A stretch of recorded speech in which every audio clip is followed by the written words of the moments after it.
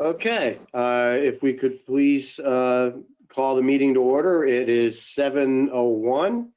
And if we could please stand for the Pledge of Allegiance. I pledge allegiance to the flag of the United States of America and to the republic for which it stands, one nation, nation, indivisible, with liberty and justice for all. Thank you. Before we get into our agenda items, I've been asked if with the board's agreement, we would like to move items 8A, B, and E to after 6C. This is town staff. So to have them have to hang in all night long. So does anybody have any kind of a problem with that? Peter, Gail, No, John? no problem. I don't see him. no problem. Okay, great. So now we're getting into additions and changes to the agenda.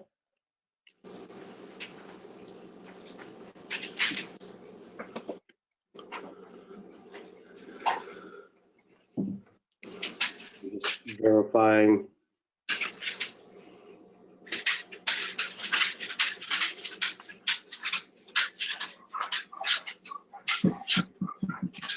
I know there was a discussion on rules and procedures. Would that be something that we would do now, or would we do that later on? That's on the agenda later on. Okay. Okay. So, later on, and I guess we should do public comment. Question, we just received something from Ken Slater. Is he going to be present? I believe he is not going to be present.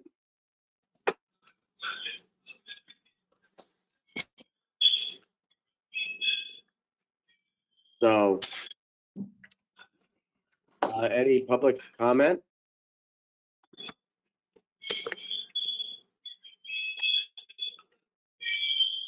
Hearing none.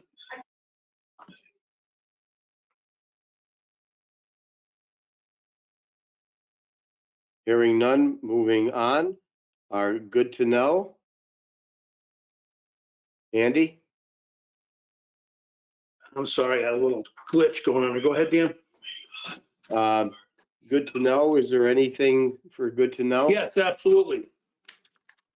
Yes. So under good to know, under the Hebron Business Spotlight and Public Service Announcements, we have a recognition of retirement for Mr. Richard Calarco, our Parks and Rec Director. So once again, Rich has been with us for over 16 years, and his last official full week is tomorrow. So we felt it appropriate to honor one of our long-term, well-respected employees tonight at the Board of Selectmen's meeting. A picture here is a plaque that Rich will be presented with, and it reads, this is from the Board of Selectmen. The Town of Hebron, a testimony of sincere appreciation presented to Richard Calarco for 16 plus years of dedicated service as Director of the Parks and Recreation Department, dated February 5th, 2021. So I believe Rich is on here. Yep, I see him. I'm here. Did you want to say anything, Rich? I just appreciate the town allowing me to, be the Director of Parks and Recreation, and also allowing me to, develop and use what abilities I had to put forth for the town and the citizens of our community, and they were very supportive of it. Well, current and previous administrations. I've had the pleasure of working with Rich for, I guess, 16 years. He was literally the power behind moving forward with Burnt Hill Park. just a number of different things throughout town that involve the good and welfare of our sports leagues and our parks and our recreation, Vets Park. And it just goes on and on. The amount of energy and dedication that you have shown, Rich, is just incredible. And without your driving force and spirit and foresight, I don't think a lot of it would have gotten done. So I thank you. And Oh, thank you. glad to know that you are not totally gone, and that way you will never get forgotten. Rich, it's Mark. Hey, I got hired when you got hired, so I've been here with you the whole time. I've appreciated all the different things that we worked on, from road races to Hebron Day to Burn Hill Park things, to the recreation leagues. And I admire everything you've done. Who's going to take care of the grass now and make sure all that stuff is good, Rich? We're all set.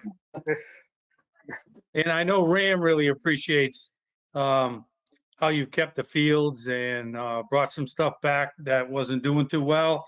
And that's the sentiment of everybody up there, Rich. So I'll extend their congratulations and appreciation to you too. Thank you, Rich. Thank you. Chairman? Dan?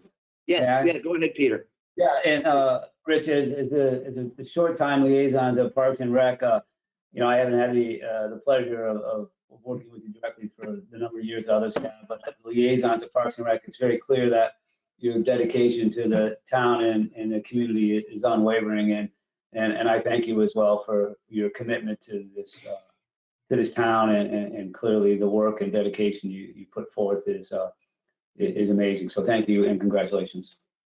Thank you.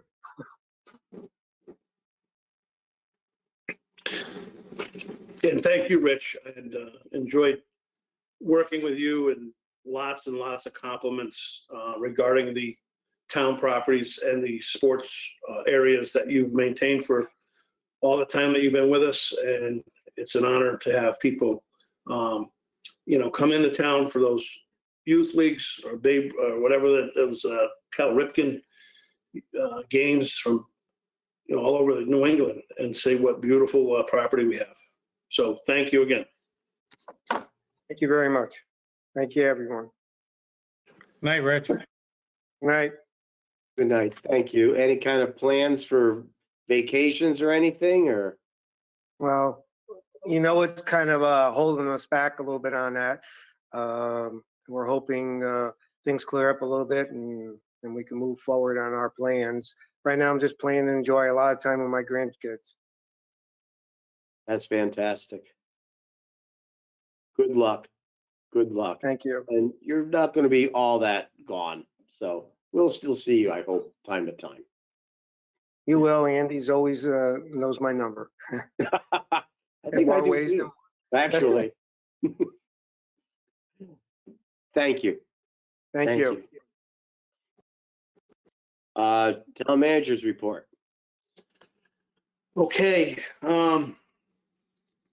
That's a segue into what we've been doing. So with Rich kind of stepping back a little bit, we've been working on the transition. And we had Erica in the office. She's going to be taking over the rec side of things. Rich is going to be here part-time. And we're going to run that way until the beginning of the fiscal year. We'll start advertising about mid-March to find a full-time replacement for next year's budget. Once again, COVID continues to keep my office very busy. We work to set up a hotline for the seniors through our phone company that we presently have. That's been done. I think that's going to come up later on underneath the report. I'll bring that up under 7A. So we've been working to get that established and working with the health district. We have a vaccination clinic set up for February at RAM. Dan, I know we talked with Father Ron at St. Peter's, but they wanted a bigger facility, more room. So it wasn't for lack of trying or not letting them know that they made that area or building available. So as I stated before, we're starting union negotiations with parks, the supervisors, the public works, and the clerical. So we'll be busy this year with that, and that's starting next week. The snowstorm went well. Public Works did a great job.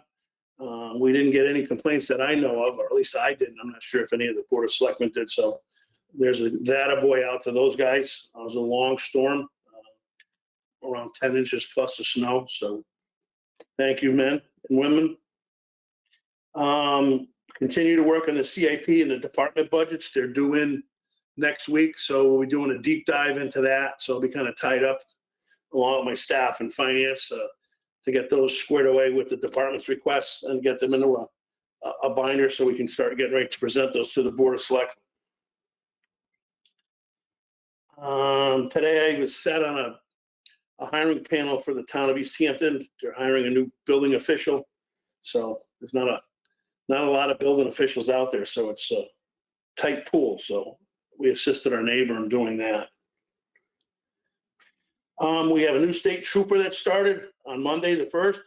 I will be bringing him to one of these near future Board of Selectmen meetings to introduce himself. His name is Daryl. I'm not sure how to say his last name. Mark, you help me with that? It's Tatro, Daryl Tatro. Oh, that's not too bad. It looks worse than it is. It does. And he was the former Andover resident trooper up until we got him here. Oh, So when you see him, say hello. We'll be formally introducing him. Hopefully, maybe get a story on him so the residents can read about him as well.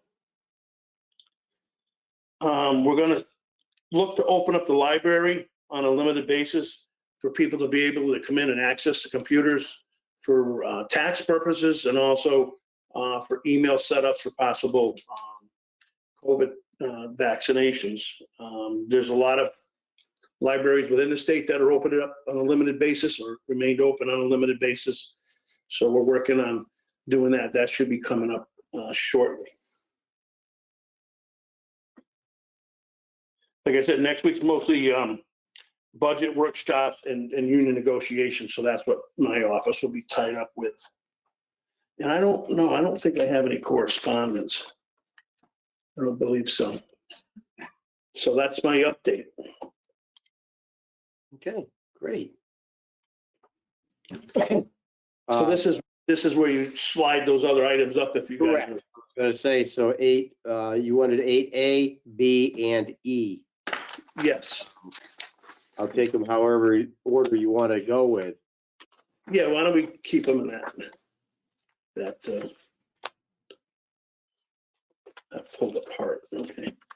So 8A, that would be the assessor's report on the grand list. Attaches the assessor's 2020 grand list report reflecting an overall 1.42% increase to the grand list. And Assessor Deb Gernhardt will be in attendance to report to the board. Deb. Good evening, everybody. Got a couple things to report, but I do want to summarize on the grand list. 1.42%, and with the exception of one of the last revaluations, not the last one, the one before that, and the year that the Colebrook was in place, the last time the town had an increase of 1.42% or higher was back in 2005. So the town is really growing. A lot of new construction. When Randy says the building department's busy, they are busy. I've got 7 that are finished and I need to go out and do inspections on for prorated tax bills for the 2020 grand list. So, but yeah, we had a total grand list of $798,274,500, increase of $11,151,010. And I'm looking at the grand list report, which I believe was in your packets. And on the bottom, I do make a notation of that because for the Board of Finance, I do break out the assessment for the crumbling foundations and Colebrook's incentive for building in town. So, which Colebrook's is decreasing, the percentage that they get exempted off. They are at having to pay, they're paying 60% of their taxes this year. So, and then some of the crumbling foundations got repaired, and I do get a report from the state. They don't tell me which ones they are. They, keep the addresses disclosed, but the state has got 19 properties in town that have been tested positive for the crumbling foundations. We had a total of, I think it was 6 properties altogether, and this year we have 4 of them that still qualify because they have not been repaired yet. There was 8 properties total in town here that have reported to me. So over the last few years, we have reduced assessments for those properties, but some of them have been repaired, so they're back on the grand list again at full values. We're going through revaluation. Data mailers have been sent out. The reval company is reviewing those now and compiling a list of properties that need to be inspected.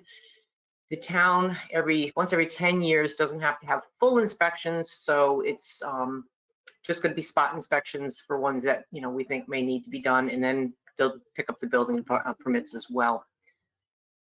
But otherwise, that's pretty much it. As far as the grand list goes, the other thing I just wanted to mention real quick before I take any questions, if anybody has anything, is that I did receive an email from the state today. I had contacted OPM about 3 weeks ago. Last year, for the elderly, totally disabled homeowners program and the additional veterans program, that's where the liaison for the state, they did not require those individuals to refile. They refiled biannually every 2 years because of COVID. They didn't want the elderly coming in or having to have any contact. So they were grandfathered in. Anybody that was new did have to file, but anybody previously on it qualified under their most recent filing, which would have been 2 years prior. And I received an email today. I emailed the state about 3 weeks ago asking him if this was going to happen again. And we got an email today saying that, yes, the governor did sign the executive order. So the elderly homeowners, totally disabled program, and the additional veterans program, those individuals that were previously on the program do not need to refile again this year with us. We just have to take what their income was for the previous year. So we had to mail out notifications to them by February 1st. Those got notified, sent out, but we're going to send another letter just letting people know that they do not have to file with us, so that they don't have to worry about coming in, making appointments or anything like that. So does anybody have any questions on the grand list figures or anything with the assessor's office? I have a couple of questions. Now, what about new applicants? Was that They also a February 1st deadline?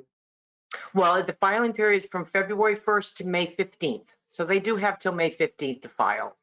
So Okay. hopefully things will start calming down over the next couple of months as well. And are the parameters for those programs on the town website, or where would people wanting information on that go for that information? There is a little bit of information on the assessor's website, portion of the website. I do publish something in the River East. And Senior Center knows about it, so a lot of times they'll get information out about it. So. Okay, and these are tax dollars that the town offers up, correct? It's the state is not pitching in any monies to offset this, correct? As of 2 years ago, no. They used to reimburse the town for it, but the state is no longer reimbursing the town for those revenues that are lost. So, and we have voted and, favorably on a number of these different programs with, the selectmen. But it's just sad that, basically it's the towns that are taking the hit. the state. Towns have been, in the assessor's office, some of the Okay. exemptions, yeah, the state, oh gosh, about 15, 20 years ago, used to reimburse the towns for the regular veterans benefit, the $2,000 off the assessment. And they stopped reimbursing the towns for that quite some time ago. There's an exemption on personal property for manufacturers, machinery and equipment that, again, probably about 15 years ago, and I'd have to check on the number of years, but it's been quite a while. The state used to reimburse the towns 100% for that, and then they started phasing it out. And within about 5 years, the town receives nothing for those. But those are unfunded mandates that the towns still have to implement. Thank you. You're Thank you. welcome. Just another thing real quick, I wanted to mention also with Board of Assessment Appeals, if anybody is not happy with their assessment and they want to appeal it, they have till February 19th this year. It's a Friday. Normally it's the 20th, but because the 20th is a Saturday and the statute gives no provision to make up for a weekend. So they have till February 19th at 1 o'clock, being a Friday, to have the application into the office. We have to receive it by that time frame. Now, is that, and again, I apologize, is that going to be out in print so that people can know that Yes. this is happening and what that application procedure would be, especially Yes. now with COVID? Yes, the legal notice is going in the Riveries tomorrow for the Board of Assessment Appeals. So, Thank you. yeah, and we anticipate having to do virtual meetings this year. Last year, we just got in before COVID hit, so, Okay, because the meetings are held in March. but not being a reval year, usually not too bad, is it? No, last year, I don't think we had any appeals. I don't think there was any last year. In September, we had some for motor vehicles, but I'm trying to remember, but I don't think we had any last year.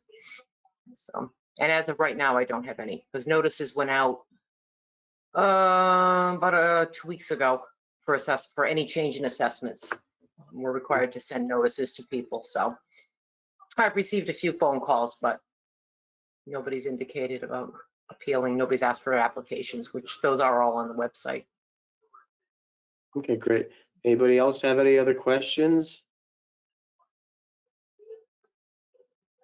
Perfect, great. Thank you very, very much. Thank you. Have a good evening. You too. You too. Thank you. Thank you. Bye-bye.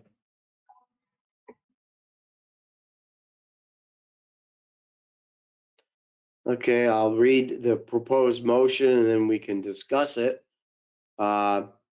Move that in accordance with Town Charter, Chapter 9, Section 905, the Hebron Board of Selectmen approves a supplemental appropriation in the amount of $15,567 to complete the refurbishment of ET 310 and refer to the Board of Finance for their approval. Did you want to discuss this, Andy?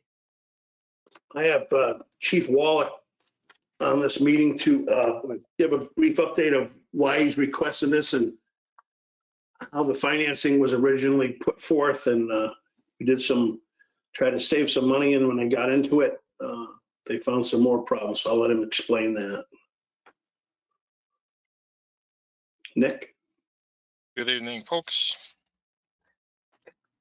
So the original request for the refurbishment was $135,000. It was split into multiple years. And during the time that we were waiting for the funding to come through, we also purchased the Basra ambulance. So that impeded the progress on this project. We were back on track. We went forward with the refurbishment with the three main vendors, and it comes down to the truck is 90+% complete. We did run into some problems, what I call in back of the pump panel, which is a panel on each side of the truck where the large pump is under the tank, and we discovered that Mother Nature, probably with some road salt and magnesium chloride, whatever they put on the roads, took its toll on the truck inside. So we repaired everything in the pump panel pretty much. So function of the truck was pretty complete. We did leave some of the other items that are outside the truck. So basically, in back of the pump panel is complete. It's the rest of the valves and operating lights and things like that. So we work with the vendor to come up with an estimate on the balance of the work done, which was submitted, and we feel comfortable that that's pretty much going to complete the project. The truck is was repainted, looks very good, still strong, running, and that's about it, unless anybody has any questions.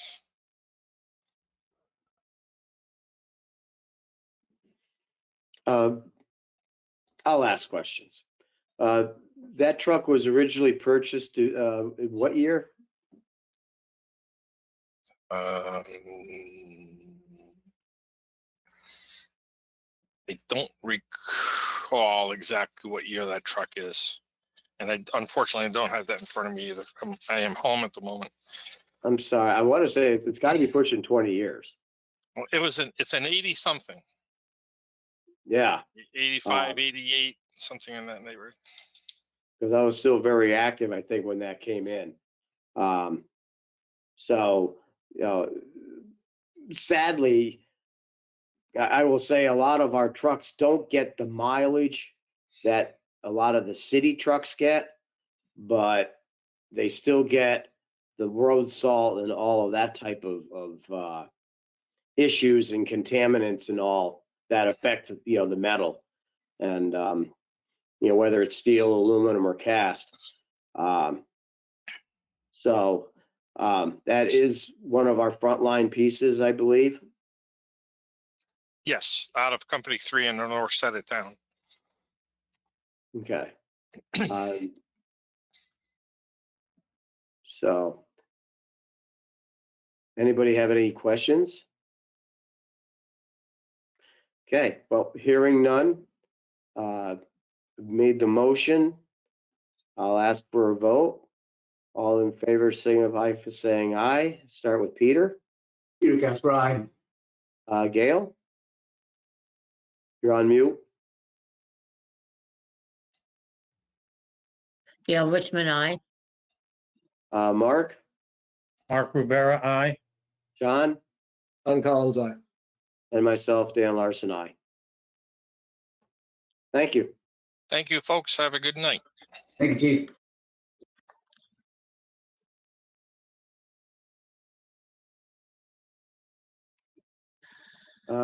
Next would be E, I believe you asked. Yes, 8E. And what that is, we have Kevin Kelly with us. That would be to accept Birch Hill Road as a town road. Birch Hill Road is that subdivision that's off of Grayville Road on the left-hand side if you're heading down towards Grayville Falls. Attached is a memo from the town planner, Michael O'Leary, regarding acceptance of Birch Hill Road as a town road. All reviews have been completed and requirements are satisfied. Planning and Zoning Commission approved and recommending acceptance of Birch Hill Road as a town road at their meeting on the January 12th, 2021. I don't know if anybody has any questions, and our Public Works Director is here for multiple reasons. Mr. Chair, Go ahead, please. So I live on Coates Farm Road, and I know that we're a public road, obviously, but we conceded the right for the public to go into the 60 acres and back.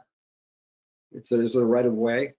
Is there anything on Birch Hill Road that allows the public to go connect it to the airline trail or something like that? I don't believe so, John. I know there's drainage easements, but I don't think there's any public right of ways. I'm 90% sure there's not. Kevin, do you know? I wouldn't know that, Andy. Well, it would be nice if we had that.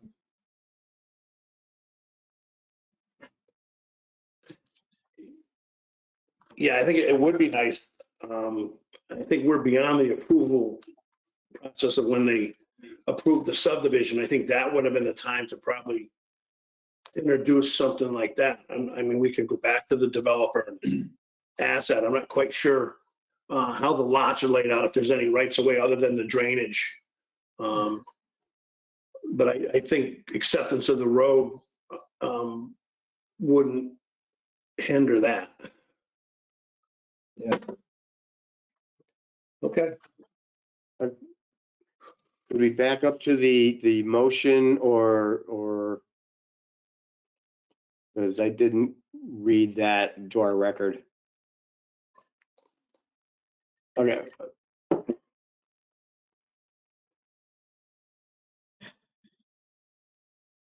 Okay, and this would be the resolution, be it resolved that by the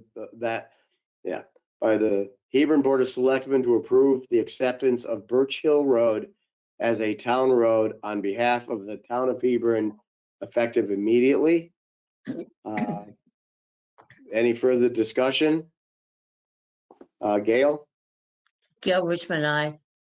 Peter, Peter Casper, aye. John, John Collins, aye. Mark Rivera, Mark Rivera, aye.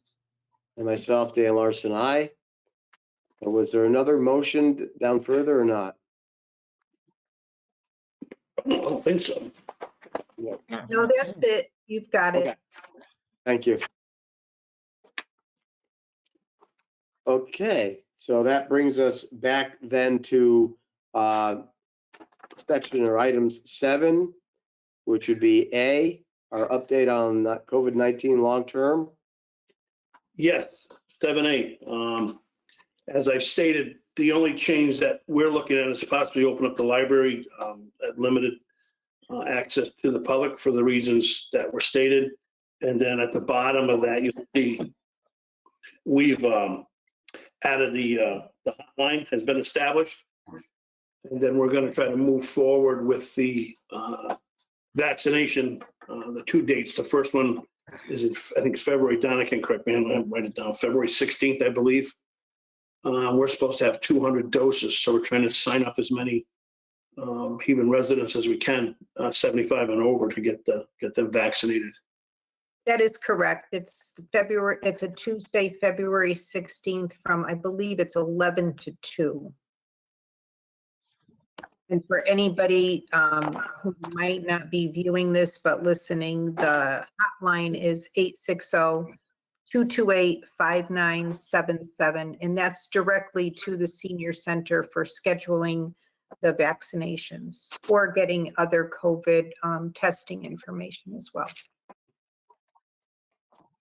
Dan Larson, Donna, did I read somewheres that also the Marlboro seniors are also being invited to take part in this, or am I thinking of something different?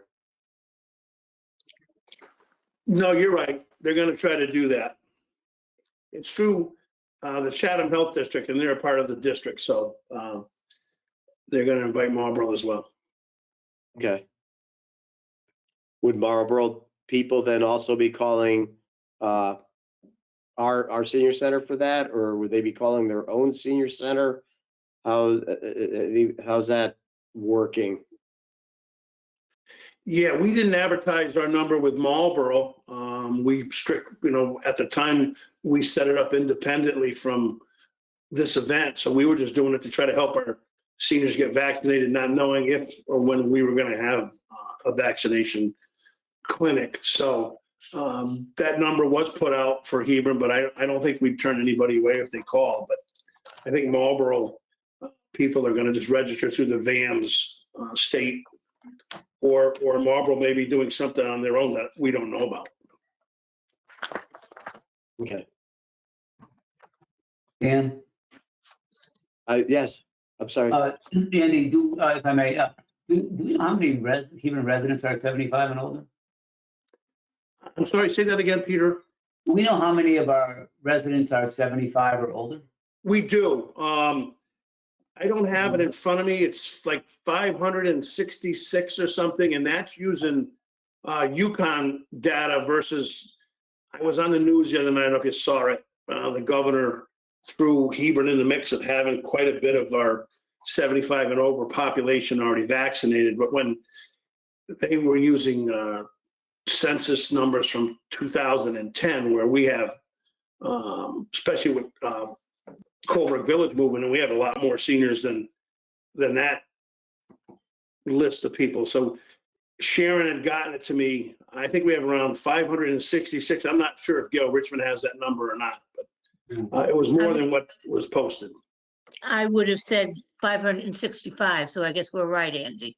But that's just the 75 and older. Right. That is for this. That's not the next batch that's going to be 65 and all, which is where we start picking up a tremendous number of people. Mr. Chair. Yes. The governor did recognize Hebron as one of 5 towns that had over 80% vaccination of 75 years or older. So good work to whoever people out Yeah. there. And I saw that, John. Yeah, that was hooray for us. We're trying. Perfect. Well, that's great. That's great, and I'm happy to see things happening in Hebron. Yeah, I'm glad that Chatham Health is coming to town.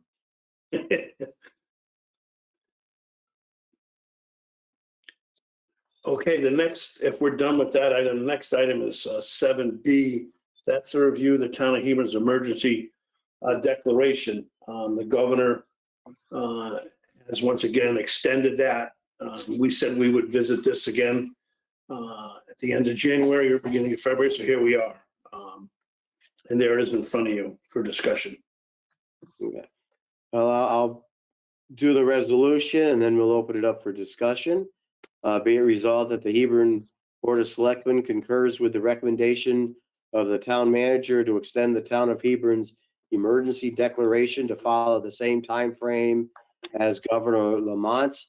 The emergency declaration will be reviewed again in April. And again, opening it up for discussion.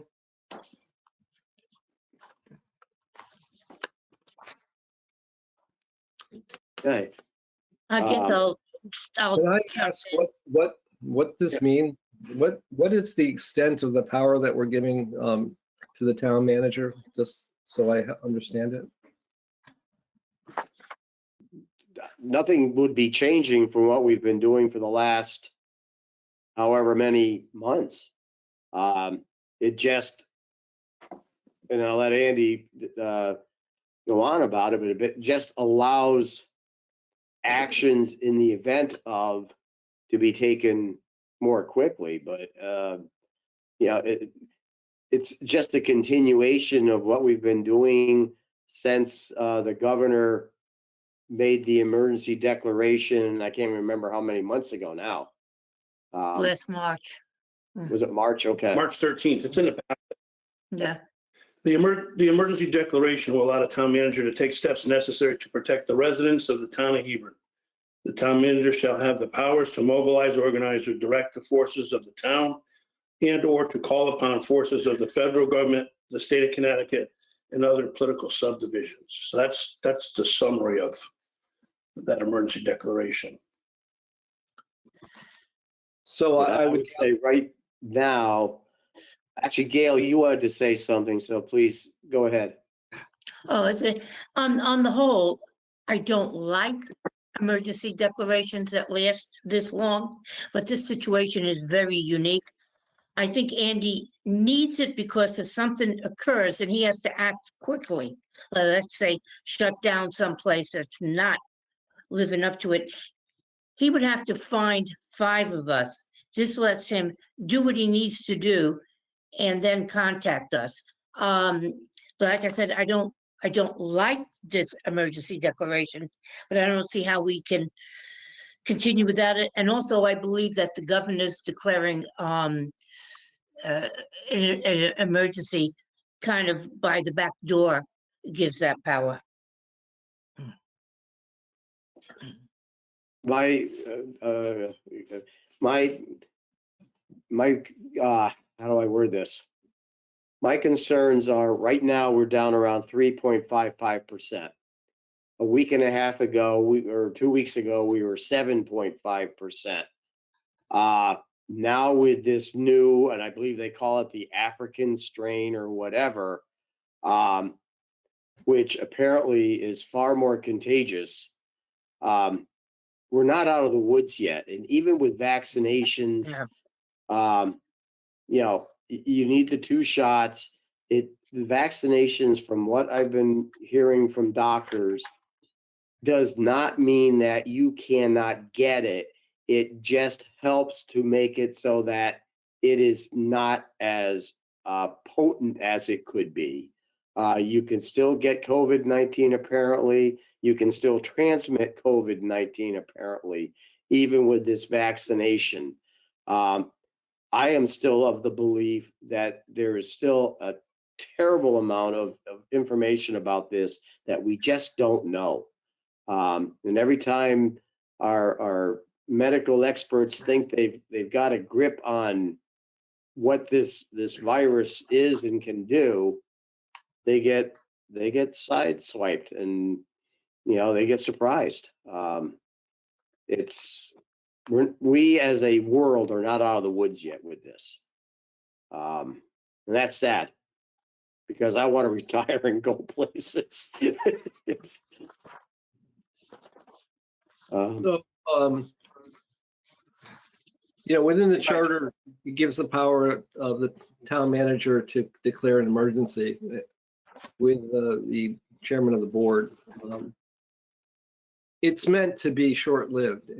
The ordinance for Board of Selectmen give the Board of Selectmen the powers to declare a state of emergency for 60 days and then additional 60 days. So only 4 months.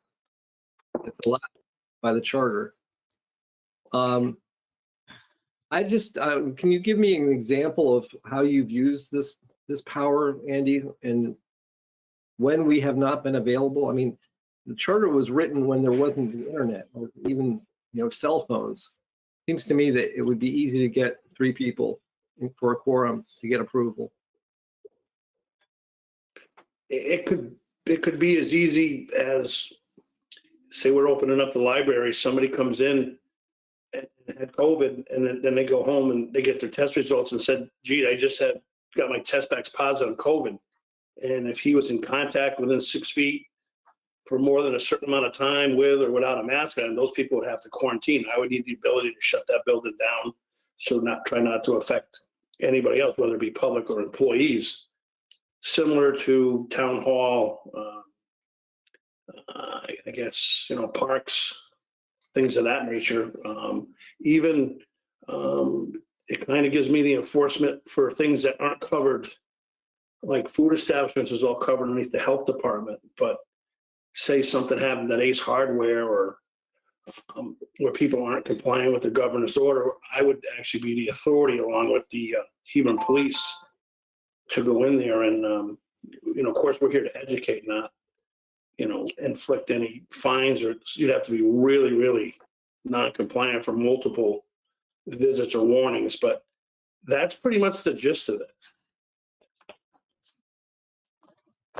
Or if something happened, I could immediately reach out to the governor's office or the National Guard, FEMA, or things like that. But that's, you know, I didn't write it. That's what it is. Has the governor asked the towns to declare states of emergency?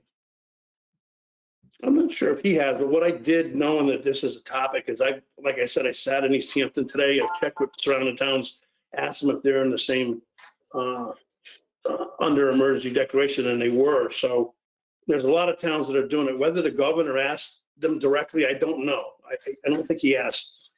He didn't ask Hebron specifically, but I don't know if he asked generically for municipalities to follow suit.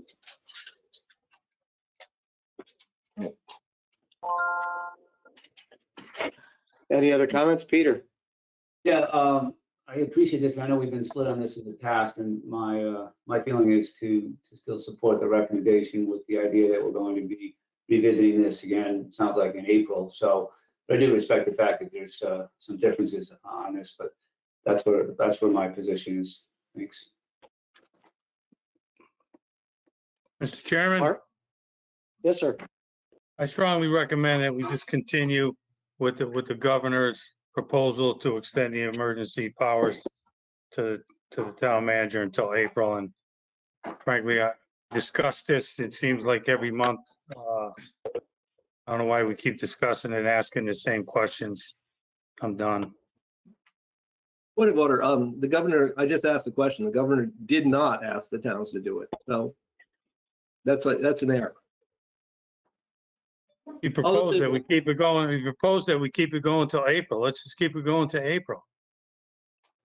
And we'll discuss it then. The difference between, Mr. Chairman, the difference between the governor declaring it is that he's elected. And we live in a democracy. The difference between giving unfettered power to the town manager is that he's not elected. He doesn't even live here. It is absolutely necessary, and I don't see where it's absolutely necessary to give him the power. You can declare it a state of emergency. You don't have to give the town manager unlimited powers. Well, I'm going to vote Mr. against Chairman, him not living here has nothing to do with any of this. So I don't even know why that's an issue. And we are the elected body, and if we choose to give somebody some power, it doesn't matter if the governor gave it to him or not. We're giving him the power. Again, point of order, the charter doesn't give us that authority. It says after 120 days, the Board of Selectmen doesn't have that authority to do it. So this has to come from the town manager and the chairman of the board. I'm reading the thing right in front of me here that the lawyer suggested that we have the power to do that. So I'm just going on what the lawyer answered in this question. Well, we need the lawyer to come because he makes a lot of errors in that decision. He thinks that the government is that we have a Board of Selectmen type government. We don't. Mr. Chairman, can I call the question then? Yes, please. Thank you. Okay. Question's been called. With question called, I'll ask for a vote on the motion that the Hebron Board of Selectmen concurs with the recommendation of the town manager to extend the town of Hebron's emergency declaration to follow the same time frame as Governor Lamont's. The emergency declaration will be reviewed again in April. Going across, Gail, Gail Richmond, aye. Peter Casper, Peter Casper, aye. John Collins, John Collins, nay. Mark Rivera, Mark Rivera, aye. and myself, aye. Motion carries. Okay, next on the agenda is the town manager's annual evaluation process. I'll turn that over to Gail. Okay, after so many years of doing this, I had wanted to completely redo the documents to make them more fluid, more easy for people to fill out. And as I said to John, we've been using the same ones for a couple of years since I revised it. Then it was time for new ones. But this year, we've been dealing with a pandemic, a set of totally unusual circumstances requiring the town manager to operate in a way that he did not have to do before. He needed to keep the community going. He needed to take care of the COVID situations. So what I did, what you got sent to you, that Donna sent out for me, was a short form using the headings that we've used before with just some items under it so that we could rate the town manager, giving some leeway to the fact of he had an unusual set of circumstances. I just want you all to see that now, because obviously we'll be going into executive session later. So anybody have any comment on what we put together?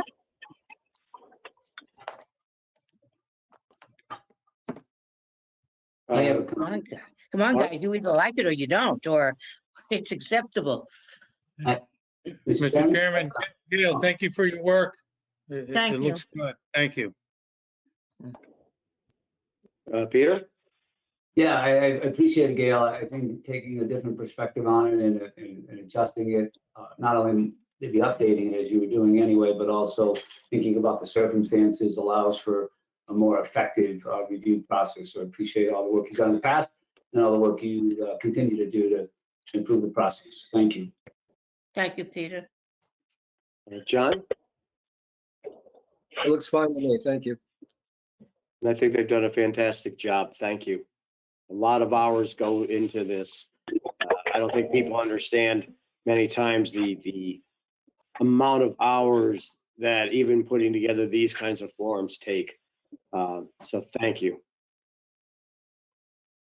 Okay.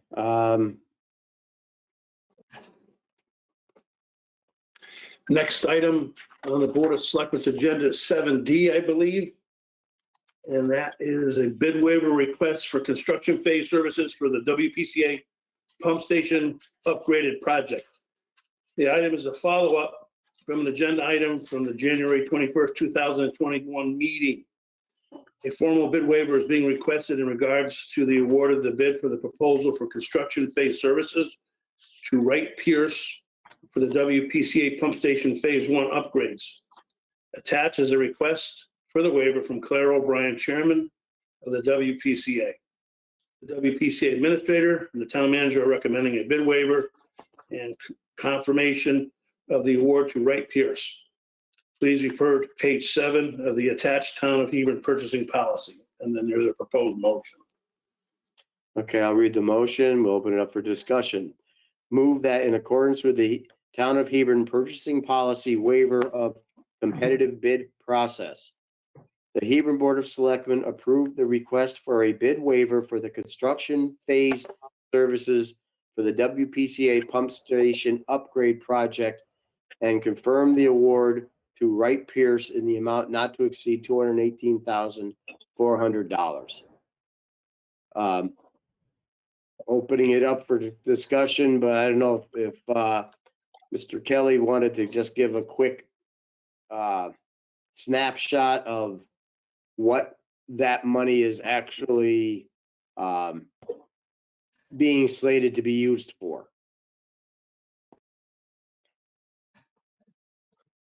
Actually, I'm going to defer this to Thurland Montgomery, who's our representative from Wright Pierce. I believe you're on the line here. Yes, I am. Can you go through the process for us? Yeah. So the construction phase services, I just want to make sure people are aware that it's not the, we're not doing the construction. What we're doing is we're acting on behalf of the town as the engineer to help manage, I don't want to, not even want to say that, but to help manage the project on behalf of the town and essentially make it, the real purpose here is to ensure that the construction is done in accordance to the contract documents, which would be the specifications and the drawings that were developed during design. That's really the main focus. During construction, we will be doing tasks such as attending meetings, setting up meetings. We will be involved with the submittal process to review submittals. We will be involved with working with the contractor to work out any issues that come along during construction, issuing and reviewing things like RFIs, even change orders and things like that. We also get involved with payment requisitions, and as part of reviewing the payment requisitions, our goal is to just make sure that the town is paying for only the work that's been done to date. So we're involved with that. We're also involved with getting on site to observe the work. In this particular case, we budgeted part-time services. We won't be there full time, but we have budgeted a certain amount of time per week to be there to observe the work, take and document the work that's been done, and kind of report back to the office if there's anything that is of concern. And then the office can kind of follow up with the contractor, ask questions, and to once again make sure that everything is done in accordance to the contract. Other things that we get involved with would be we'd be directly involved with making sure that the equipment is started up properly, and kind of involved with a kind of a certification and a sign-off process to make sure that the equipment is started, the equipment is satisfactorily tested. We also make sure that we're getting operating manuals. We're also making sure that the town people are getting properly trained. So there's each kind of phase that we go through during the end of the project with startup and training gets all sort of documented. And then we also make sure that at the end of the project, that we have operating maintenance manuals. We'll make sure that gets handed over to the town, and we review that and help to assemble that information.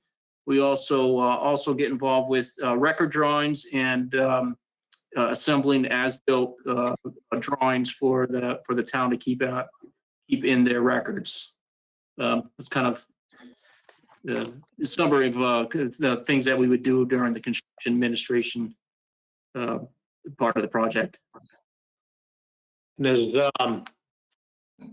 it asks that this proposal be reviewed by Environmental Partners, who is the owner's representative that was hired by the WPCA to oversee what they're doing and oversee everything that's going on. So we have another set of eyes on the project, which was requested by the town manager quite a while ago. So we have, we're pretty confident that these numbers are good that they gave us, and they were reviewed by another objective group. Thank you. Questions? Mr. Chairman, may I ask Kevin a question? Sure, please. So we have several layers of oversight here, Kevin. We have the Yes. designer overseeing the contractor to make sure they do their work correctly. And they're the ones who created the system, so they have the best knowledge of how it operates and how it should be constructed. Yes. And then we have another oversight of them to make sure that they're doing what they're supposed to be doing correctly. That's correct, Mark. Okay, thank you. That sounds sufficient. I have a question, Mr. Chair. Okay, go ahead. I'm sorry. So last year, it was found, and tell me if I'm wrong, that there was a 50% increase in discharge that was received at Colchester, which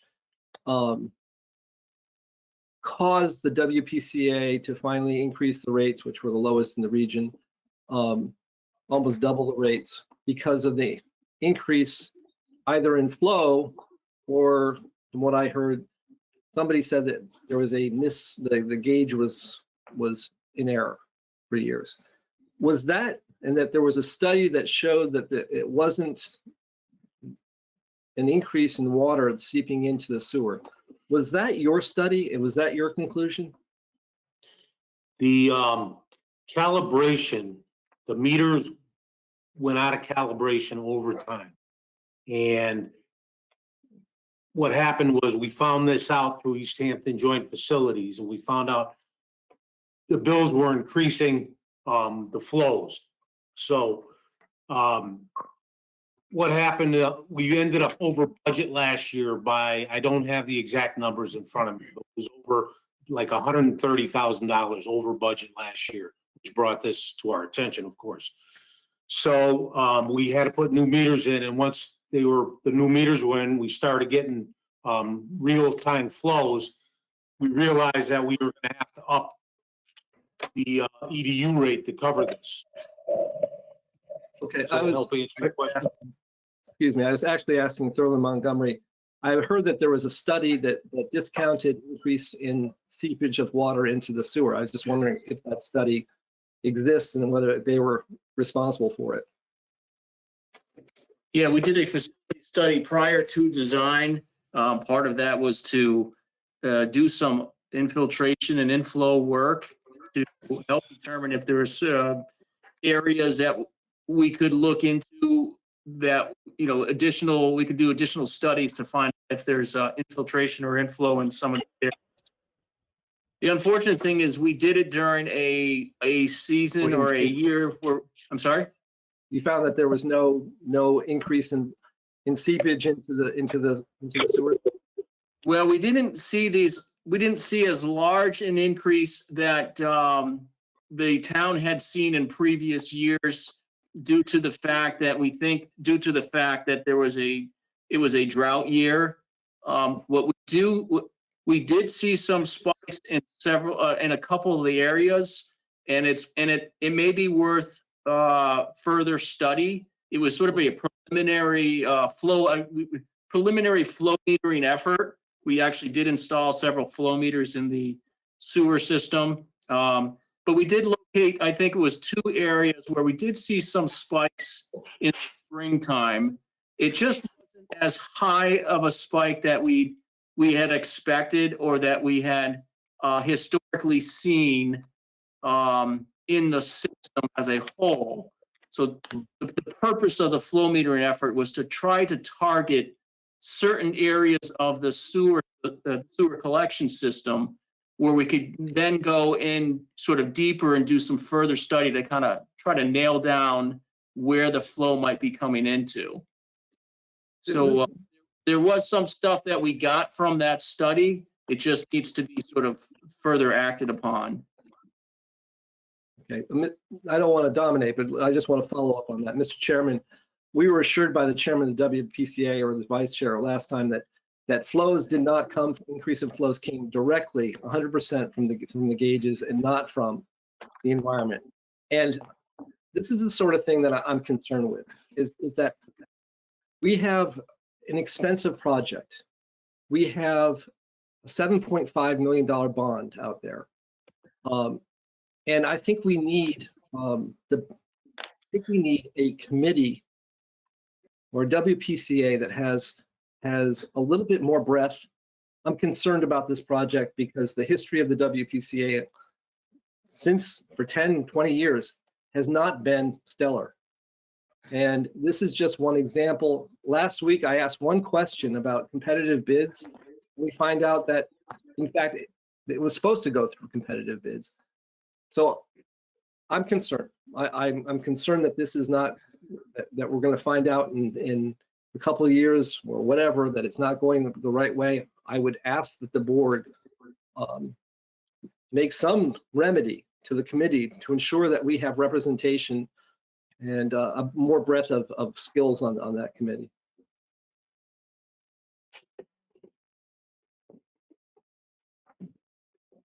Is there anyone from the committee that wants to speak? I will. Yes, This is Chris. This is Chris Hamburger. And frankly, I'm kind of offended by the comments. I think we've done a good job to get oversight in place. And the increased flow, John, that you're talking about from influent is different than what East Hampton is seeing from a different flow meter. And they have nothing to do with this pump station upgrade. Pump station upgrade is to upgrade the pump stations that are getting dilapidated from years of use. I didn't say it was. Well, you're tying the two together, basically. No, Aren't I'm you? trying to get answers. I'm trying to get good answers. That's all. What question do you have? What question do I have? Yeah, repeat your question. I didn't ask you a question. Okay, you said you asked a question last week and you didn't, we gave you an answer, but I guess you didn't seem satisfactory, correct? Last week, the chairman or you said that the inflows came directly from a malfunctioning gauge. Is that true? The total flow does. That measures all flow. It measures everybody's discharge from their sewer system, as well as any influent that might come in through leaky joints in the sewer system. And that was a study that was done separately that Thurland just talked about. But all that flows into East Hampton where it's metered. And they had a new meter that was recalibrated and found that they were under metering, if you will. Readings were too low for years. So, Understand what I'm saying? no, I do understand what you're saying. You're Okay. saying that there is inflow from the environment. Yes. Well, that's not what was said last week or 2 weeks ago. No, I don't think that's correct. We've always said there's been some. And what Thurland just said is we did a study and we did see some spikes, but there would be further work to do to understand where they may be coming from. That's a different project. You'd have to start going tearing up sewer lines from here all the way to East Hampton. I'm not asking, that's not what I'm asking. I'm asking for straight answers. Last week, we asked about the competitive bid, whether Okay, this was necessary. And we were told that it wasn't necessary, and then we found out that it was. These are small errors, I guess you would say, but when I looked at the way that the Hebron Elementary School project went, and the diligence that they went through, and the representation from the different boards, and the amount of expertise that went into it, I can tell you that kind of small error would not have happened. I just don't think it would. So I'm asking for additional expertise on this board. so we didn't get a competitive bid, and now the whole WPCA is suspect.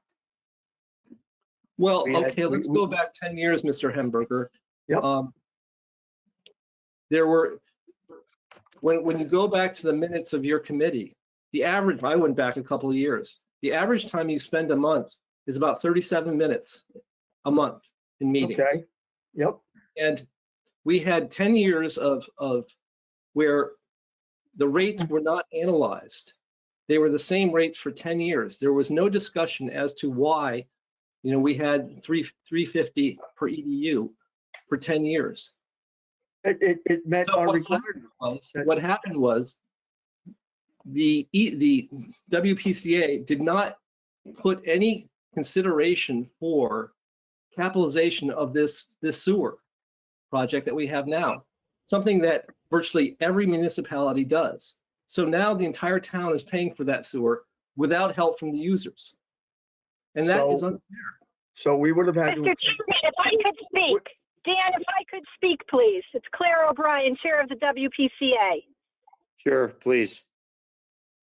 It was my understanding that the town was supposed to be putting money away for this project, and the town neglected to do that. So don't put all the blame on the WPCA, okay? Our budget was based on our budget, and we came up with a user fee. When we realized that we were having problems with the new meter was reading differently, and we had increased flows, we had to increase our EDU. And Those if- budgets But the were never town was published. supposed to be putting money away years ago for the sewer project, and it failed to do that. Oh, okay, so the But- town, I don't know if the finance director would disagree with you on that, but the problem was that the WPCA budgets were never published. So nobody knew anything. 3 years ago, I went to the finance director to get information about it. There was no documentation. There's no financial documentation in the town about the WPCA budgets. Not for that year, not for 10 years ago. they're in I the have to argue with that. I have they're in to the argue meeting. with that. My budgets are submitted every year to the finance director, They're every in year. the meeting minutes. Is it on the website? I know that last year. They're in the meeting Well, minutes. She couldn't produce them. So what can I do? Okay, Okay, Dan, okay, everybody, please. We're way stay- off try to topic. Stay civil. This whole thing right now we are talking about is the Yes. construction of the replacement sewer pump stations and the oversight. And what we are talking about with this exact motion is those entities that would be doing the oversight. Are there other issues that may need to be looked at? I'm not saying one way or another. Yes, they probably do. But right now, tonight, we are trying to get in place personnel that will be overseeing this project for the benefit of the taxpayers of the town of Hebron. And that really, in a nutshell, is what we are voting on, is allowing this company to do that oversight, which they are professionally trained and able to do. I would ask that we put this to a vote, if someone would call the question. I call the question, Chairman. Let's put it to a vote. Thank you. So the motion moved that in accordance with the Town of Hebron purchasing policy waiver of competitive bid process, the Hebron Board of Selectmen approve the request for a bid waiver for the construction phase services for the WPCA pump station upgrade project and confirm the award to Wright Pierce in an amount not to exceed $218,400. Hearing the proposed motion, going for a vote. Gail? Gail Richmond, I. Peter? Peter Casper, aye. John? John Collins, no. Mark Rivera? Mark Rivera, aye. And myself, Dan Larson, aye. Motion carries. Thank you. Thank you. Thank you. Okay. Mr. Chairman of the board, next is item C, I believe, and that would be the fiscal year 2021-22 CIP budget. Capital improvement plan, CIP policy timeline includes the following.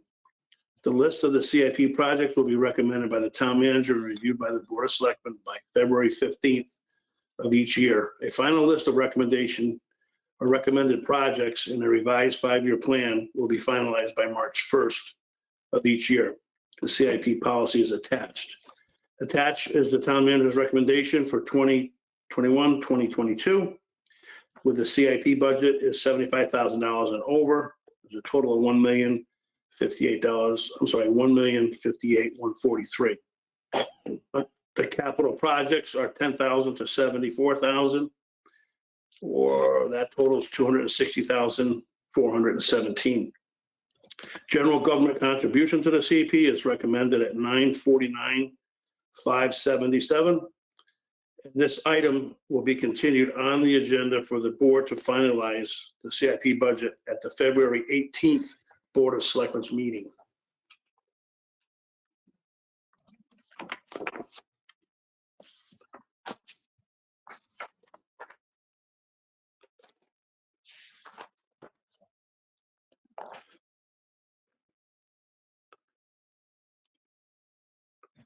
Are we going to be getting books, or should we just print them off from our computers?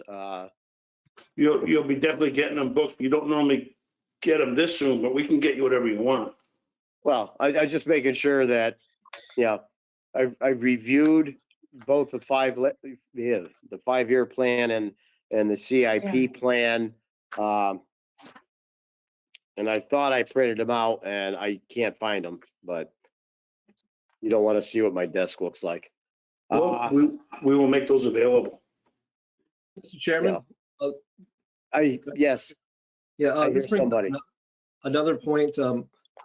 Could we have the town print out the agenda and supporting materials for everybody? It's a little bit much for us to have to do that. I mean,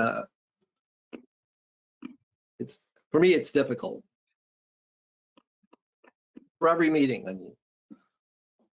So yes, you want hard copies for all the selectmen? Yes, please. And how would you want those mailed or put into the town hall pigeonhole, which is? Yeah, that's fine. I'll pick them up. I don't care, but I'd be happy to pick it up. Okay, well, yes, we can definitely do that. Thank you.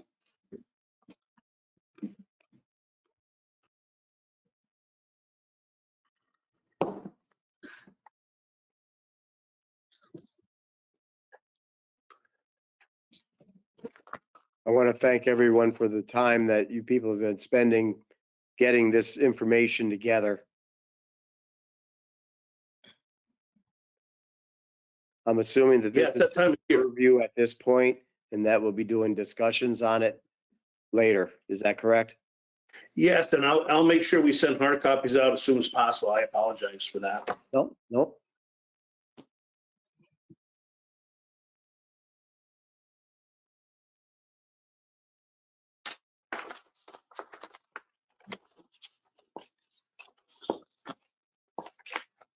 I don't know if you know the answer yet, but it'd be interesting in knowing with our increase in our grand list,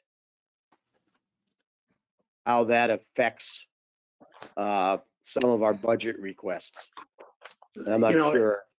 If you look at the millions of dollars, it looks like a large sum, but when you bring it down to a percentage of overall, it's just a tick up, Danny. It's really not it's not a big shot in the arm or a windfall by any means.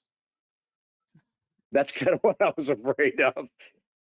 I was kind of hoping, but It's too small of a percentage with the size of the total dollars we're talking about. Because I played with it a bit and I said, oh, well, it's just what I thought. Just a drop in the bucket. yeah, and you know, It's a be good question. interesting with all the other needs, how that all is going to shake out. Yes, John, you were. No, I'm not. Oh, I thought I heard somebody. No, else. that was me. It's a good question. The school already called up and asked how much of that they could have. Why are we not surprised? In all fairness. I still think it's going to be a very, very tough year. I Yeah, really. I do too. There's some stuff here that's gonna jump out at you, and it just is what it is. And we've been putting some stuff off, and we still are putting some stuff off. And if you look at years out, you know, the fire department has some big ticket items coming our way, which would even increase more if I were to start breaking it out. But we're gonna start looking, and like Selectman, you know, Brian O'Connell said when he was on the board, to start thinking outside the box. We're gonna have to start looking at possible lease purchases of some of these larger items like fire trucks and things of that nature. And this is a reality, and it's just, I can't believe that other towns are not feeling similar pain. I know I'm speaking to the choir, but it's we really need to find ways of sharing and consolidating expenses with our neighbors.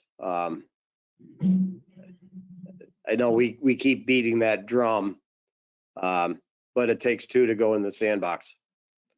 Andy, are you seeing any more or hearing any more discussion on potentially the regionalization or people coming together? When you see the cost of one piece of equipment, it's $500,000. I mean, there has to be more of that dialogue. Or still nothing from other towns? Anybody reaching out or anything like that? I'll tell you, and I don't mean to sound callous, but it's, you know, I sat with a town manager that's from Wisconsin, and he's in Connecticut now, and he came from, you know, the county government out there. And when you come to Connecticut, you come into this Yankee ingenuity, and they're very reluctant to give up what they've already have, whether it's power, ownership, a little bit of both. It's a really tough mentality to break. He's never seen anything like it. So, Hey, in the rest of the country, the instances of it's just standard that they regionalize. Their response times are better, their equipment's better, their support's better. It's sort of like a no-brainer. And so that must seem strange when people come out of the region and say, you guys, within 8 miles, you have four different responses to the same number. yeah, I agree. So we're going to be the ones, Andy. We're going to be the. I'm trying. What I'm afraid of is at some point in time, the state's going to come down because they don't have unlimited dollars either. And I think you're going to see them cutting way back, especially to the communities like Hebrons, you know, the Hebrons and Marlboroughs and, you know, Andovers of the state. And I think that's going to potentially force the hand. And I think people are going to be really unhappy when that happens, but I don't see an option. I just love to be on on the forward curve of that, not the catch-up Mhm. curve.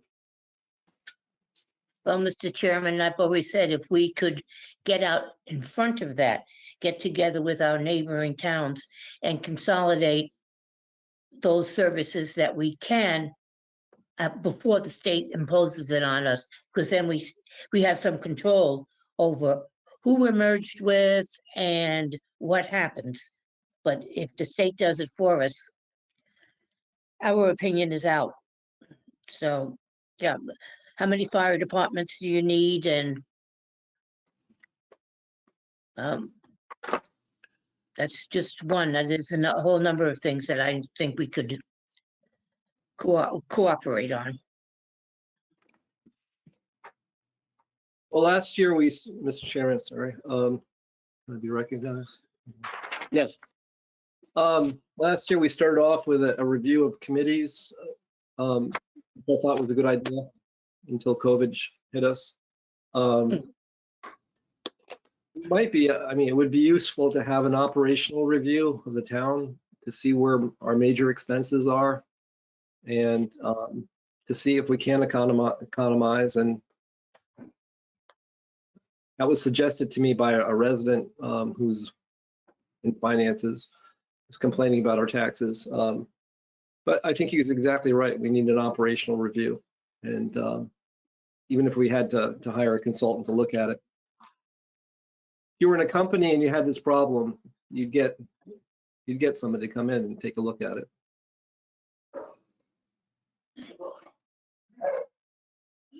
So with that said, Mr. Chairman, should we, and I think it's a good point, should we be thinking about getting on the agenda, a future agenda, an opportunity to continue to discuss things like what John mentioned, or just even the general consolidation, just get it back on the radar? To Gail's point, we don't want to be the last one that does this. So I don't know if that's something we can sort of resurrect, or at least maybe a future agenda item. Well, we've done it, and we've done it in the past, where we actually had each department do an audit as to what they do, what are mandated things that they do, things that are good for the community. And, you know, we were anticipating that we may be able to actually find ways of saving. But the amount of mandated things that our different departments do, whether it's literally the clerk's office, tax assessor, whatever, right down the line. The amount of time they spent on nicety items was so minuscule that they basically just squeezed it in amongst their day. So that report, I'm sure, is still out there. It could be reviewed again, but you know, your big dollar branches of the government, basically your fire department, you know, your highway department, you know, this is really where huge monies go. Schools. Parks and Rec, for the most part, a lot of their monies are self-generated. You know, which I was kind of surprised at. You know, but you know, we have done those studies. You know, and now we're putting more money into the fire department because they can't get volunteers. You know, and you know, we all signed on to more paid EMS staff for those hours that quite literally the volunteers have a hard time dedicating the time to. So really that was, I think, our biggest budget increase on the town side last year. And it's a necessity. I don't know any other way around it. Mr. Chairman, are you referencing the core services thing Yes. that was done about? Yes, I have. I actually still have it. You know, and it was very informative. Yes, it was. You know, because again, we were looking at, okay, how can we save? How can we cut back? And there's just not a lot of wiggle room. And, you know, I think we've done an incredible job of internally cutting expenses, but you gotta, I warn people or whatever to be cautious because you can cut too much and then all of a sudden something happens and you don't have the funds. But definitely it's a process that we can go through again. That can be After budget resurrected. season. Absolutely. The core services is outdated, but it's something that can be redone. I wouldn't do it in the middle of the budget season, but No, No, yeah. This Yeah, all but- needs to be looked at, but after budget season. yeah, and- you have the three drivers. You have the regional high school, you have the elementary schools, then you have the town, which totals the whole budget. So you would have to look at it as a whole, I would think. Doesn't mean we can't break it out into parts. But it's a double-edged sword. It still needs to be done. John's right, on a professional business basis. It's an audit, forensic audit of it. But the town of Hebron people also expect their services. And we had the core services point out when we did it the last time, if you remember, that we would cut, if we got into that more, it would cut services. Not that it can't be done. It's just there's a, cause and effect. Mr. Chairman, maybe a suggestion. Our problem, one of our problems is that our efficiencies will come from other towns also, and they have the same problems that we have. Maybe we should ask them to share expenses, an expense of a business consultant that would come in and say what you can do regionally, or how towns individually and regionally could reduce expenses.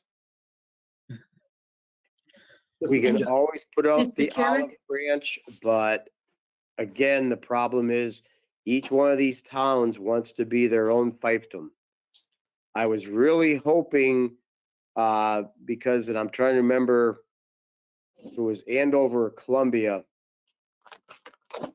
was actually talking of potentially sharing, superintendent services.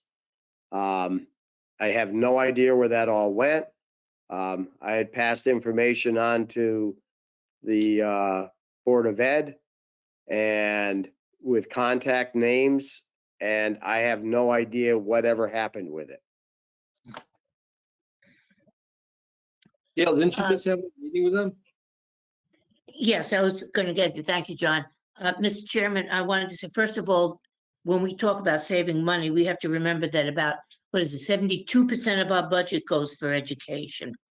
So Heather Pettit, the Board of Ed Chair, started a shared services meeting, which I would have been bringing up later.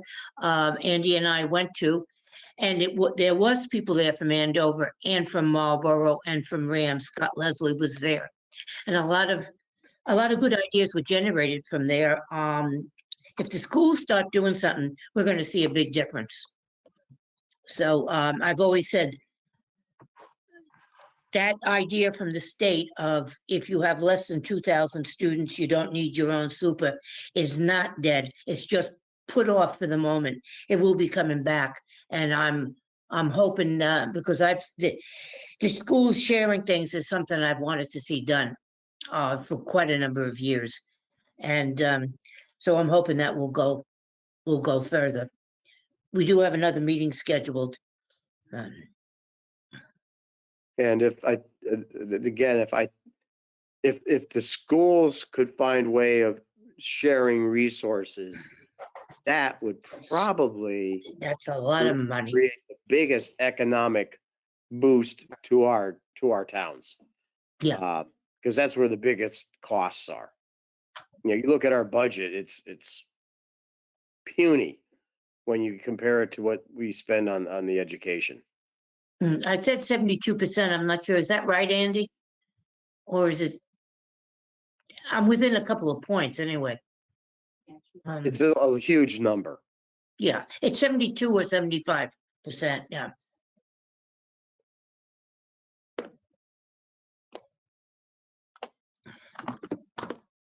Okay. All right, moving on, I guess. Okay, next up, item 8D, I believe. Board of Selectmen's Rules of Procedure and Guidelines. In your packet, there's the Board of Selectmen's rules and procedures and guidelines attached. Are the current rules for procedure and guidelines for the Board of Selectmen as approved on November 21st, 2019. There lists from the charter, and I believe on the back, rules of procedure, and there's a resolution. I'll leave that up to the Board of Selectmen to take it over from here.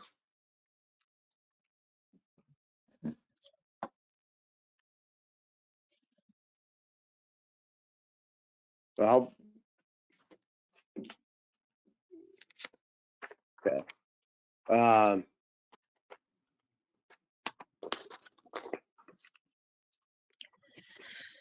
right, Mr. Chairman, I'll jump in. Okay. This, what you see in blue was added after much thought and ran by our town attorney, Ken Slater, to get it to, it lines, it's state statute and our charter is basically what it is. Okay, do you want to read that or? Yeah, somebody should read it. Okay. Agenda additions and changes. When a member of the Board of Selectmen wishes to add an item to the agenda of a regular meeting, the information shall be shared with the board as soon as possible in advance of the meeting to allow members to properly prepare to represent the community. Under Section 3 of the agenda, the Selectmen will provide a brief description of the proposed addition. The chair will then poll the Selectmen to determine if a majority of the entire board, that's 3 members, wishes to add the item. Only then will the item be added to the agenda. Okay, hearing the proposed change, any discussion? Mr. Chairman, Peter. Yes, Peter. So I think, I think it's good here in terms of really providing some clarity in terms, and also being consistent with what's outlined in, Attorney Slater provided some information in response. I think, John, you had some inquiries in specific to a concern about some new rules or procedures, but it does provide consistency with what's outlined in Attorney Slater's memo. And it really gives us an opportunity to provide some clarity. And so I like the direction that it's going, ensuring that we follow the rules in the Freedom of Information Act and getting the public prepared. It ensures all board members are given the courtesy of reviewing proposed motions and getting prepared. It really provide us the opportunity to get ready to represent the community in the best way possible. And so it also ensures the agenda is accurate, and probably most importantly, that public has the advance notice of the agenda. So it gives us an opportunity to weigh in on that item, because we really shouldn't, unless there's some kind of emergency, be putting forth an agenda or adjusting an agenda sort of on the fly without sort of being able to provide some advance notice to the public. So I appreciate the work that's done here to provide some clarity and direction, because prior to that, it really was not a significant document. It didn't provide a lot of detail in terms of our intent here. So I support what's happening and appreciate the work that was done to provide some additional information. Thank you. Mr. Chairman, I have, can I be recognized? Yes. Yeah, I have two issues with this. The first is, I asked that the town attorney be at this meeting, and it seems to me that selectmen have been talking with the town attorney. Is that true? I have not talked to the attorney. I'll say that right up front. Responding to the document that was provided, I have not been talking to the attorney. I mean, have you submitted that document to get his input? I did. So the business of the town is conducted at board meetings. And, just by courtesy, I asked for the town attorney to be here to answer questions, legal questions. Now, I was not allowed to talk with the town attorney because I have no vehicle to talk to him, and it costs money. I did provide questions to the town manager. The town attorney provided, I just read his thing. It was provided 5 minutes before the meeting, and he doesn't address the question. And in fact, I think it's kind of I don't think it's a very good effort, to tell you the truth. I've had other attorneys look at the question, but in any case, he should be here to answer questions. And I just think it was, well, I think it was discourteous not to adhere to my request to have the town attorney answer really important questions. Mr. The Chairman? second Okay, thing go ahead, about man. the motion, I mean, people that on our agenda, there's a thing, other new business, and selectmen should be able to make motions, because all a motion is an idea. And within Robert's Rules of Order, if you don't like the motion, all you have to do is table it. If you have the majority, it doesn't take 2 seconds. I think within the town charter, it says, although the town attorney takes a narrow view, I think he's wrong, that a selectman can make a motion, an idea, and it should be considered, which means he should be able, or she should be able to speak to it. And majority can table it at any time into oblivion. That's how committees work. You don't need special rules. If I may recognize Mr. Chairman. Yes, please. So I'm not on the Board of Selectmen, but as the town manager, I can participate in any board or commission and conversations. I just can't vote. And I'm supposed to guide the selectmen with my knowledge so we conduct legal meetings. So the rules that have to be followed are FOI. And the purpose of an agenda is to get that filed and out there to be transparent for the people you represent. So it was always my understanding when I took this position that a selectman can bring up an item, but it has to be approved to be discussed or acted upon at a meeting if it's not on the agenda. And that was what I stated. And I think that's what I read. I just got that.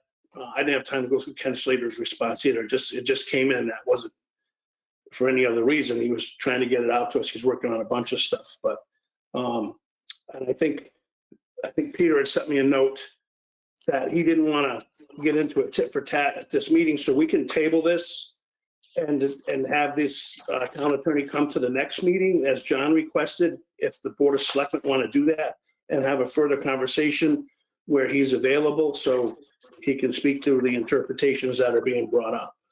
That's just a suggestion. Mark? Mr. Chairman, I found it helpful seeing those questions answered in writing.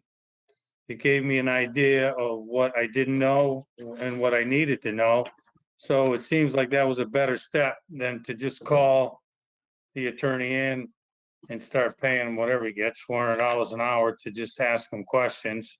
I know it costs money for him to render his opinions also, but I think that's what it said in his recommendation, that anybody can make a motion and make your motion. And if the others want to discuss it, we'll discuss it. And if we want to table it, we'll table it. That seems very fair to me as a solution for everything.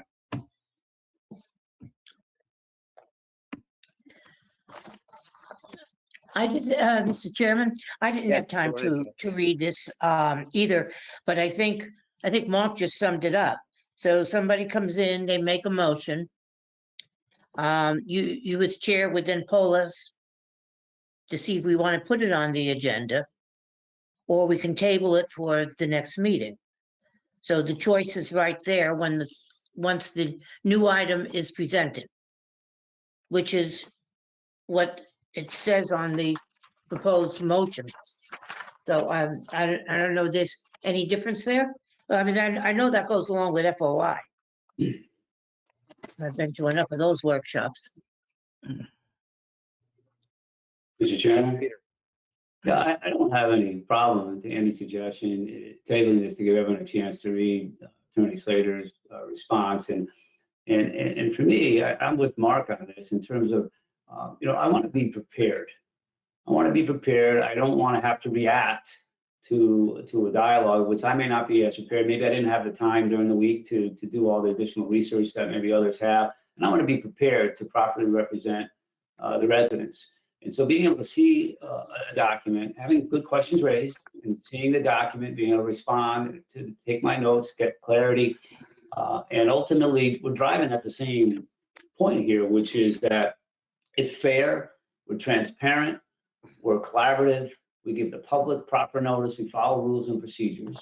And so, I think we all have the same objective. We may be sort of thinking about it slightly differently, but at the end of the day, having information allows us to make better decisions, and being transparent and to the public allows us to really adhere to the objectives that we have as a board. And so any suggestion of, especially John, you're not comfortable yet with the response, or you don't feel we handle it correctly here, we can table it and bring, ask Attorney Claire to come back next week and give everyone a chance to read the document and think about what we're really trying to do here. Is we're trying to be consistent. We're trying to follow up, the freedom of information. We're trying to give everyone a chance to be properly prepared and sort of limit the surprise motions and things like that. And that makes us a more effective board. So if we want to continue the dialogue or table it, I'm in support of that. But I think we all have to try that, this being fair for all of us to best represent the residents. Great, thank you. So is everyone in concurrence that they want to take time to study the responses and then bring it up at our next meeting? Yeah, I move to table it. The resolution. And to be brought up at our next meeting for discussion and vote. Can I clarify that, Mr. Chairman? Yes. Are we moving to table every question that was asked of the attorney? Or do we have the motion now to vote on the procedure that we all understand that anybody can make a motion and then you can discuss it or not discuss it, and you vote on whether you are or you're not? That's one separate issue of the whole legal opinion that was rendered, that was sent to us. Which one are we talking about? It is my understanding that we are talking about the motion, which would be just putting in writing the procedure that meets FOI that we really should have been following or should be following anyways. From what I've gathered by reading it, the few minutes before the meeting tonight. So that's what you wish to postpone to the next meeting, John? Is that particular item or the whole thing? Yeah, the whole thing. I don't think he's right about what he's saying. And on something, obviously he's right about a lot, 90% of it, but I'd like to question him, and if we could just table it, that would be great till next meeting. Okay, I understand now. Okay, all in favor of tabling this until next meeting? Gail? A question, Yes. Mr. Chairman? If we're tabling the whole thing, which I just got when I got home tonight, but the attorney gave an answer to the part with the WPCA, and we already voted on that. So how can we table the whole mailing to us? Well, the questions, and I agree with you. I don't know how, I think he's we answered need the to question. table what John wants to table, but John, how can we table it when we already voted on the first item? No, what I'm saying is we table Peter's motion, or whatever the motion. Oh, You're right. okay, you're not saying the whole thing. All right. We're not Thank- voting on the legal opinion. Yeah, all right. Okay, Voting So we- on the motion okay. to really, as I say, from reading it, it sounds as if this is how we should be or should have been conducting this all along rather than just, bringing things up on the floor, so to speak. But Yeah, waiting another, to do a next meeting to make sure everyone's comfortable is, that's, Or there may be some things of emergency nature that oh, sure. need to be brought up. But like you're saying, 99% of these things, that's why it's, it gets put on the agenda. That's why we say, call it in, get it added to the agenda. So that everybody's prepared and our viewers, our taxpayers, our townspeople are prepared to know what we're talking about. So that's what I think we're tabling. Yeah, and that goes along with when I've had somebody from FOI come to my state thing and speak, you need to be able to vote or make a decision as a prudent thinking person would. It's got we're here to act in due diligence, and so we need to be prepared unless, as you just said, those emergencies do manage to pop up in life. Mr. Chairman, can you have Donna just put that motion back up again? So we're Sure. discussing it kind of nebulously. I'd like to look at the exact motion that was up before us a few minutes ago.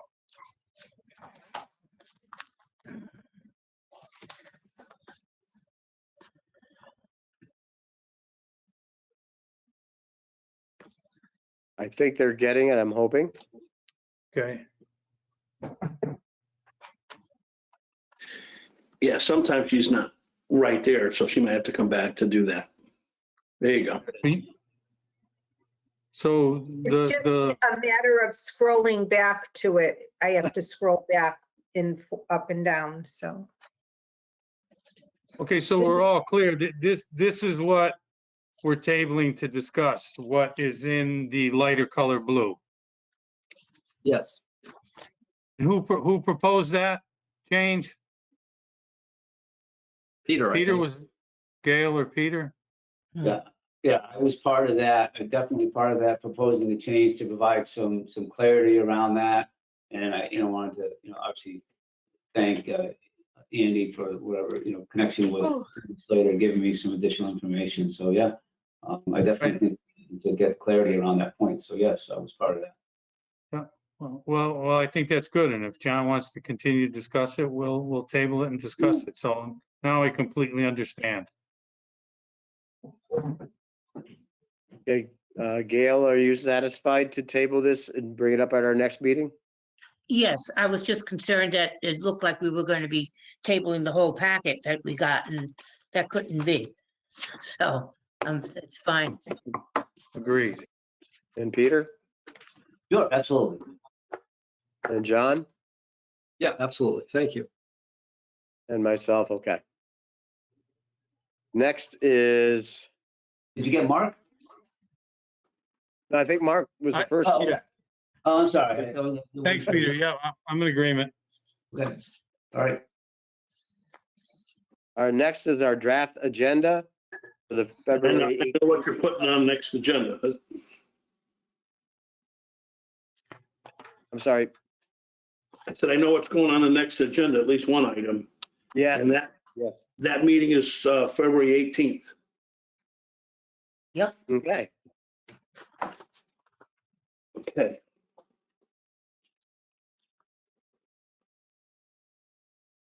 We have any other new business?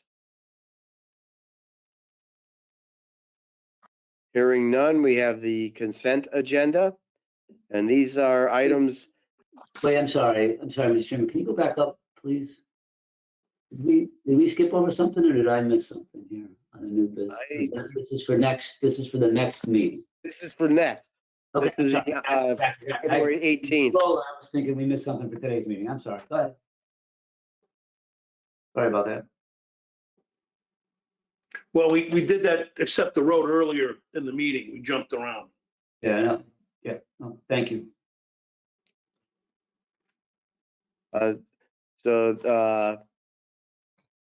Yes, these are items considered to be routine in nature, which the board may or may not want to discuss individually and may be voted on as a group. Any board member who wishes to discuss a particular item of this section may request the chair to remove it for later discussion and a separate vote if necessary. And we have the approval of the January 21st, 2021 regular meeting. And then we have the tax refunds as listed there.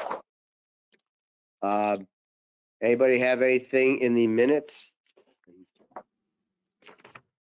Why? Mr. Chairman, Yes. next meeting, I'll make a motion to amend the January 7th meeting to include the vote, but I want Mr. Slater to opine on that. So, Mr. Chairman, may I say something? Yes.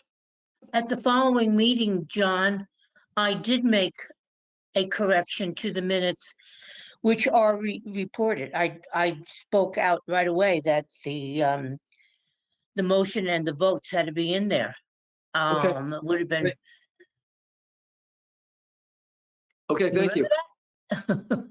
Yeah, as soon as those minutes came into town hall, we recognized they weren't accurate. We wrote on them and we sent them back up, said they needed to be corrected, and they were corrected at the last meeting. Okay, thank you. I apologize for my error. Apology accepted.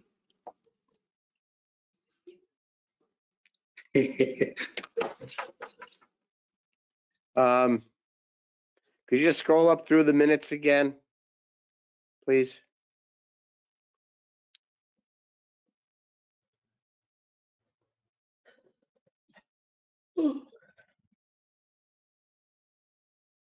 I know there was something, I can't find it, so we have to let it go. And I You can't know find what my, it was about? What area are we looking in, Dan?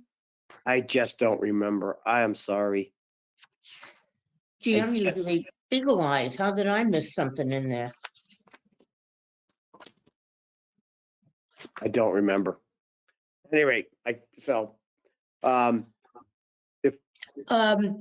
Dan, yes, I did have a couple of notes. I'm sorry. Back during in liaison reports.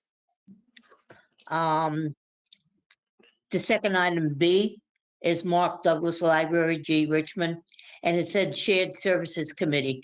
The Shared Services Committee is a Board of Ed meeting. And we met on January 11th, not the 27th that was in there. What I said about the Douglas Library is that a new member was appointed. And the board would review the strategic plan. So she's got the two things kind of mashed together. You got that? Want me to repeat that? I wrote for the Board of Ed that the superintendent presented the budget with the 6.4 increase. And then the next item should have been the Shared Services Committee met on January 11th. And under the library, we met on the, and then a new member was appointed that night. For the future, the strategic plan will be reviewed.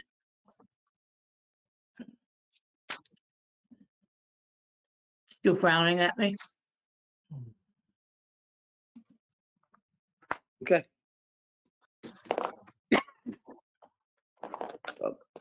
All in favor of approving the minutes as amended and the refunds as listed, please signify by saying aye.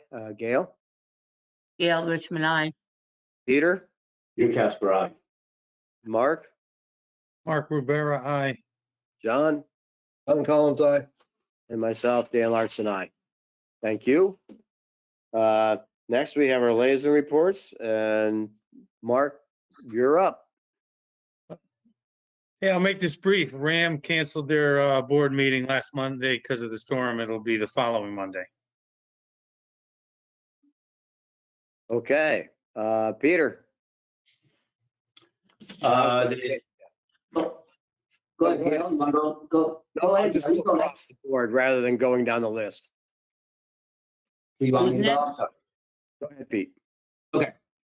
Thank you. So the Board of Finance met, and I know a few members were on in that meeting and continue to stay on the meeting. So I'll just be very brief. Obviously, there was a Board of Ed those that were in attendance. Board of Ed budget update with significant increase in new children, and the budget was being discussed.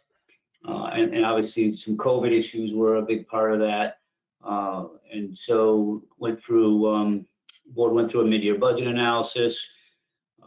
We discussed, as you heard, some of these pending CIP issues and the bridge over Raymond Brook and a few other items. But and that was really, but I don't want to spend any more time on that since I think 2 or 3 of you stayed on that meeting. But the biggest thing for me was the Board of Ed budget update, which is very helpful to understand where they were going with that. Parks and Rec met as well. There was some good citizen comments on the farmers market and trying to resurrect that. The prep enrollment continues to struggle, so that's not new news. They are targeting Hebron Day for the 3rd week of August, I think, August 21st. So there's some work being done on that to see if that could be resurrected. There was good discussion about bringing the farmers market back. Targeting the 1st and 3rd Saturday of every month starting in June. So there's some optimism there that would be possible, but obviously more information to follow, but prepping for that. Talked about obviously Rich's schedule, and Rich was in the meeting tonight, but talked quite a bit about that, and then more information on the forest plan, which everyone heard about, I think, or not in the past. But a lot of input on that, a lot of discussion on that, and really a continued clarification that this is a very deliberate approach. No one's rushing anything, but some very good deliberate work being done. So that continues to be a topic of discussion at Parks and Rec relative to the forest plan. Thank you. Okay, Gail. Okay, well, excuse me. We were talking about the Hebron Board of Ed. Also, along with Andy, I attended the initial shared services meeting. And Marlboro, Andover, and Ram were represented, so it was a good start.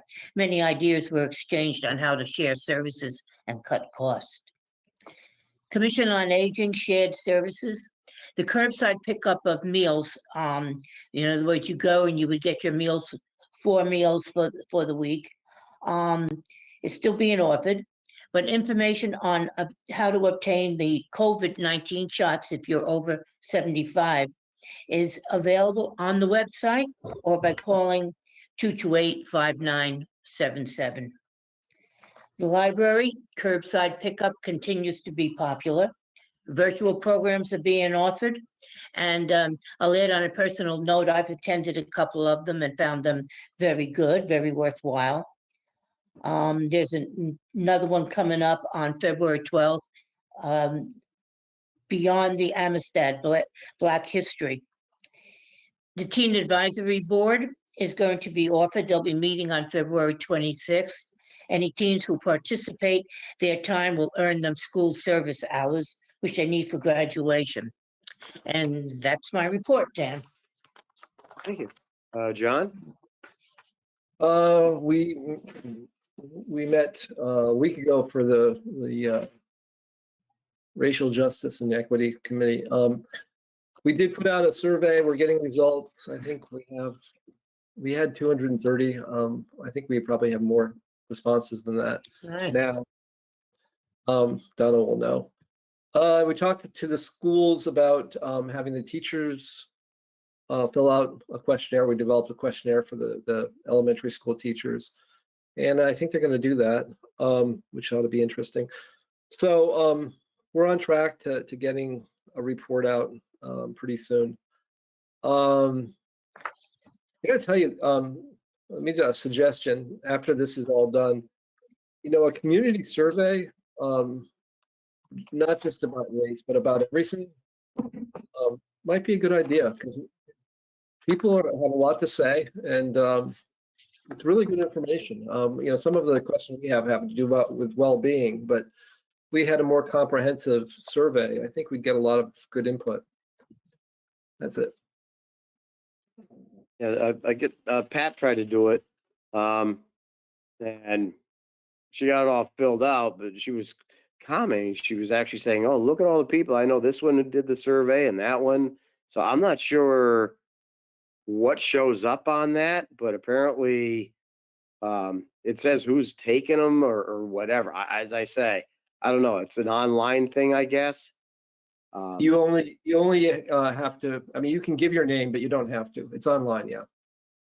Okay. Most people have not given their names, but you can. As I say, I haven't seen it. I was just surprised when she was listing a bunch of different people, and I'm thinking, that's not really, again, anonymous. But at any rate, there should be pictures going out on the Peters house. Thumb drive was dropped off. Apparently, they tried to send them, and they could either the file was too big or whatever. So they dropped the thumb drive off. So hopefully soon you'll be able to see pictures of the inside of the Peters house and the great work that's been done there. A lot of the rooms are painted, and it's really looking like a magnificent structure. The town is very lucky to have that. On the fire department, the fire position chief has been advertised. I noticed it on the state website. The fire department at this point in time is finishing off interviews for the evening EMS personnel that they're looking to put on to augment the volunteers. Corporations doing discussions. They may be getting a hold of Chatham Health to see how they can do the Easter plant sale, which is coming up. It's coming up literally. I want to say it's the first weekend in April. So they're trying to get that organized so that it can all be done in a safe manner. So hopefully we'll see, Peter Cottontail hopping around there selling flowers or something. So that's happening. Bring us back to a little bit more normalcy. Maybe even, Bad Bunny will be running around town maybe again. Now, who knows? Other than that, I think that's all I have. So is there anything for public comment, Donna? There are no public comments. Okay, so with that, I have a comment, Oh, Dan. hang on. I'm sorry. Go ahead, Mel. Okay, I'm sorry. Hang on. And it's just really having to do with comments that were made earlier tonight as part of the conversation on the WPCA. I would like to know where, and obviously not tonight, but I would like to know where the information comes from that the town was supposed to be putting money away. I absolutely support John in terms of there needs to be resource on that committee that has expertise in the areas of both public communication, town policy, and finance, because that's all very weak on that committee. The information that we've gotten through that committee is that the composition cannot be changed. I reviewed the state statutes, and there's nothing in the statutes, and it's all governed by local ordinance, which the Board of Selectmen has the ability to change, would not necessarily require any changes through the charter. So I think there are issues there in terms of John Q. Public and in the dollars that are being spent and not being reported. And I had spoken earlier to the town manager that we should, at least this year, include a presentation from the